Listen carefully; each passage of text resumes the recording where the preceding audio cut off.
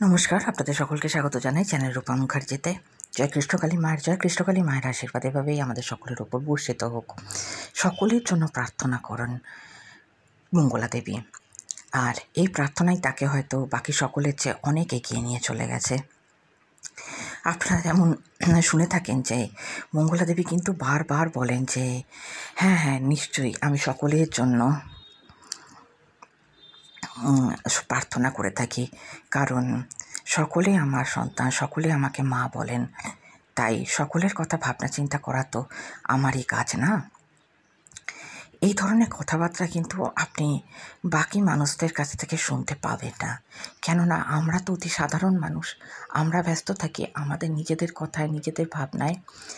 আর এই ধরনের যে কোনো ব্যাপারগুলোই হয়ে থাকে আমাদের সকলের অন্তরাত্মা বা অন্তর্দৃষ্টির বাইরে, তাই আমরা হয়তো এই ধরনের কথাবার্তা ভাবতে পারি না। তার কারণ দৈনন্দিন জীবনে নানা ভাবনা চিন্তা, জড়তা, দুঃখ, কষ্ট, যন্ত্রণায় আমরা সব সময় ভাবিত থাকি। আমরা ভাবি কীভাবে এই দুঃখ, কষ্ট, যন্ত্রণা থেকে পার হতে পারবো। তাও মঙ্গলা দেবী আজকাল বলেন যে আপনারা সকলের জন্য ভাবতে শিখুন, স্বার্থহীন হতে শিখুন, নিজের স্বার্থের অনেক উপরে উঠতে শিখুন। কখনো শুধুমাত্র আমিতে আত্মকেন্দ্রিক হয়ে থাকবেন না। এই ধরনের কথাবার্তা আমরা কিন্তু ভাবতে পারি না। আমরা সবসময় যখনই ঈশ্বরের কাছে প্রার্থনা করতে যাই তখনই কিন্তু আমরা এটা ভেবে ফেলি যে না, বোধহয় আমরা এটাকে অন্যভাবে দেখতে পারছি না, আপাতত আমি তো আমার সমস্যাটা থেকে মুক্ত হই, তারপরে না হয় ওর কথা ভেবে দেখব, তার কথা ভেবে দেখব। অনেকেই হয়তো বলে থাকেন না, দেখো না আমার সন্তানটা কত অসুস্থ, একটু ওর জন্য প্রার্থনা করো না গো। কিন্তু আপনারা এটা করে উঠতে পারি না। আমাদের কিন্তু এটা নীচতা বা হীনতা নয়, এটা আমরা সাধারণত আমাদের যে ব্যস্ত জীবন আছে তার বাইরে কখনো আমরা বেরোতেই পারি না, উঠতেই পারি না। আর সেইখান থেকেই হয়েছে এই সকল সমস্যার উৎপত্তি। দেখবেন যে আমরা যখন কোনো কিছু ভেবে থাকি এবং সেটা পাই না, কতটা মুষড়ে পড়ি। তো এই ধরনের ব্যাপারগুলোতে মঙ্গলা দেবী বলছেন যে নিজের কথাও ভাবুন, কিন্তু তার সাথে সাথে আশেপাশের মানুষদের কথাও ভাবুন। এইটাই ওনার সকল বক্তব্যের মূল বক্তব্য।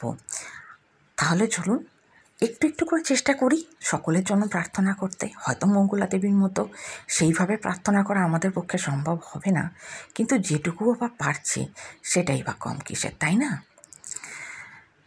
আমরা শুনে নেব মঙ্গলা দেবী এই বিষয়ে ঠিক কী বলেছেন। তবে তার আগে আপনাদের কাছে অনুরোধ, ভিডিওটি ভালো লাগলে অবশ্যই লাইক, শেয়ার, কমেন্টস করবেন, চ্যানেল সাবস্ক্রাইব করে পাশে থাকবেন।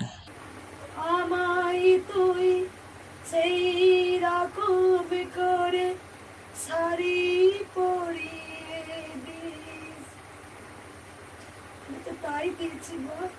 রোজ তোমাকে তো অমনি করেই শাড়ি পরাই, তাতেও তোমাকে কি সুন্দর লাগে মা, তোমাকে কি সুন্দর লাগে। জয় কৃষ্ণকালী মায়ের জয়। আমি আমার জন্য কোনোদিন প্রে করি না মা, তুমি ভালো থাকো মা, আর গোটা জগৎকে তুমি ভালো রাখো মা, গোটা জগৎকে তুমি ভালো রাখো। জয় কৃষ্ণকালী মায়ের জয়, জয় আমার সোনা মায়ের জয়। আমি কাঁদলেই আমার মা যে কাঁদিব, আমি কাঁদলে তুমি কেঁদো না মা, তুমি কেঁদো না, তুমি কাঁদলে আমি দিতে পারবো না মা।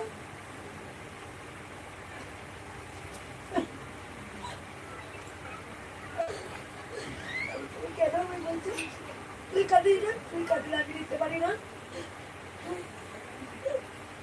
আমি কেন কাঁদছি মা তুমি জানো না, তুমি তো সবই জানো মা, তুমি তো সবই জানো মা।